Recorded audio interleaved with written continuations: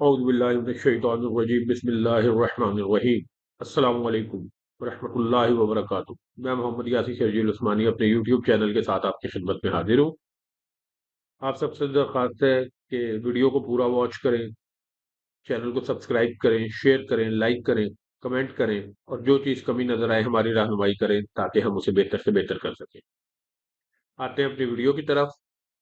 तो एक तो हम इसके मौज़ूआत यानी कि एक साइफर केस को डिस्कस करेंगे कि उसमें किस तरह जो है आजम खान के बाद असद मजीद की गवाही भी इमरान की फेवर में। फिर मुर्तजा सोलंकी और डीजीपीटीए इनकी ढिठाई बताएंगे हम आपको कि कितनी बेशर्मी से ये क्या कह रहे हैं। अच्छा, फिर नवाज शरीफ कुछ नजर नहीं आ रहा तो दोबारा मुझे क्यों निकाला कर रोना शुरू कर दिया। फिर मरियम नवाज की मिन्नतें केपीके जाकर, और फिर जेल सुपरिटेंडेंट का रवैया इमरान खान के साथ। इन सारी चीजों को हम आज डिस्कस करते हैं। आते हैं जी वन बाय वन।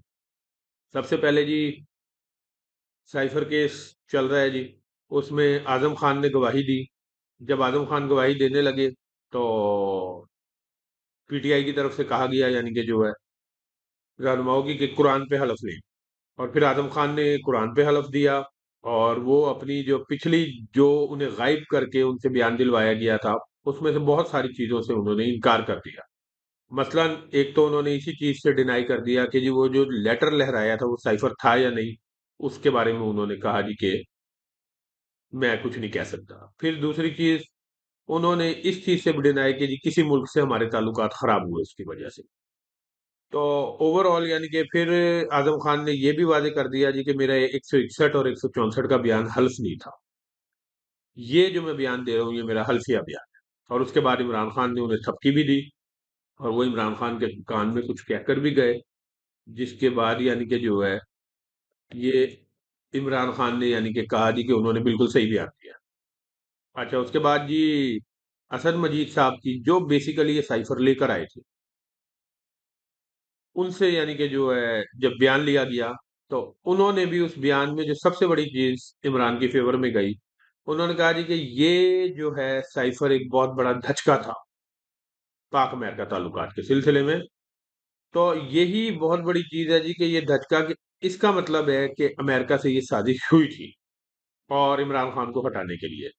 तो उन्होंने इस चीज को जो है साबित कर दिया है जी कि ये सारा कुछ हुआ था। तो वो बयान भी इमरान की फेवर में गया। फिर जो है क्या नाम है जिस वक्त ये बयानात वगैरह हो रहे थे तो उस वक्त यानी कि जो शाह महमूद से जो है रिजवान अब्बासी ने असद मजीद को टोका बीच में, यानी कि बयान के सिलसिले में जो है। तो वो जो है क्या नाम है उस पे बल्कि असद मजीद को नहीं, सॉरी मैं कहना चाह रहा जिस वक्त सेक्रेटरी खारजा का बयान हो रहा था, ये बयानात ही चल रहे थे, तो सेक्रेटरी खारजा सुहेल महमूद साहब का जिस वक्त बयान हो रहा था उस वक्त जो है रिजवान अब्बासी ने जो है टोका प्रोसिक्यूटर ने तो शाह महमूद कुरैशी ने यानी कि जो उस पे कहा जी कि आप इसे इन्हें टोके मत, खुद बयान देने दे, हमें एतबार है। जो साबिक सेक्रेटरी खारजा का बयान था तो उस पे बड़ी तल्ख कलामी उसने शाह महमूद ने उस पर कहा कि जी अगर आपने लिखा हुआ ही फैसला लाना है तो आप ले आए और सुना दें। तो उस पर जो है क्या नाम है रिजवान अब्बासी ने कहा कि मैंने ऐसी कौन सी यानी कि जो है बात कर दी है कि जी जिसके बाद जो है क्या नाम है ऐसी कोई गुमराह कुन यानी कि जो है सवाल पूछा है कि जिस पर आप इस तरह कर रहे हैं। तो उस पर शाह महमूद ने जो है क्या नाम है कहा कि अगर आपने इतनी ही अच्छी यानी कि ये समाज चल रही होती तो दो दफा इसे जो है कोर्ट कलेदम न करार दे देती। उसके बाद बहरहाल जो है जज अबुल हसनात ने जब देखा कि जी मामला ज्यादा संगीन हो रहा है और वाकई कोर्ट ने दो दफा उड़ा भी दी उनकी सारी कार्रवाई, तो फिर उन्होंने जो है रिजवान अब्बासी को रोक दिया। अच्छा, तो ये चीज जो है क्या नाम है उसके बाद जी आपने पिछले दिन देखा होगा कि कोर्ट के फैसलों के बाद जरा मीडिया से भी इंटरेक्शन हो रही है इमरान खान की, तो ये बड़ी परेशान कुन बात है।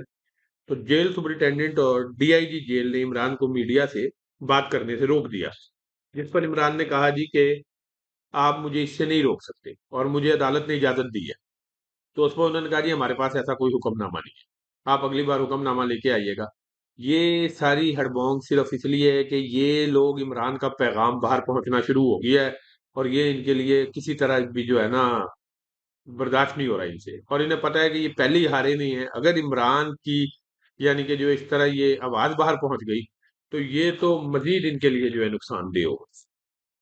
अच्छा जी, उसके बाद हम आते हैं जी, आप देखते हैं कि जिस दिन पीटीआई अपना कोई जलसा रखती है ऑनलाइन, जिस दिन पीटीआई कोई यानी कि चीज करती है, उस दिन यानी कि जो है वो एक शार्क फिर रही है, वो फौरन जो है केबल काटती है नेट की, और उसके बाद जो है नेट नहीं आता मुल्क में, स्पीड भी इंतहा स्लो हो जाती।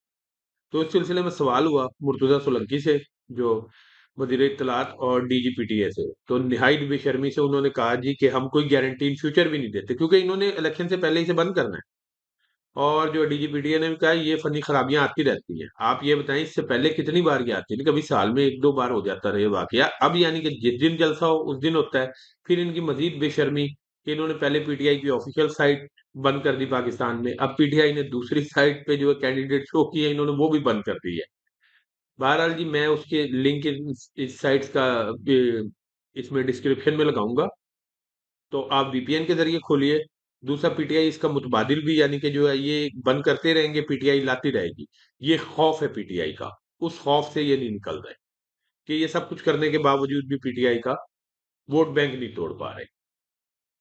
अच्छा जी, दूसरी चीज हम बताते हैं जी कि इन सारे कामों के यानी कि जो है बाद अब मियाँ साहब ने कुछ जलसों में निकलना शुरू किया, दोबारा वही रोना शुरू कर दिया, मुझे क्यों निकाला? क्योंकि और कुछ समझ नहीं आ रही कि मैं क्या दूं, क्या बयानिया मंशूर इनका नहीं आ पा रहा किसी तरह, क्योंकि कुछ है ही नहीं इनके पास बेचने के लिए। बस मैंने मोटरवे बनाई, बस मैंने ऑरेंज ट्रेन बनाई, और उनके लिए भी आपने पाकिस्तान को कितने कर्जों में घेर दिया और उस पर कितनी करप्शन की, अपनी जायदादें बनाई। तो वही रोना मियाँ साहब ने दोबारा शुरू कर दिया।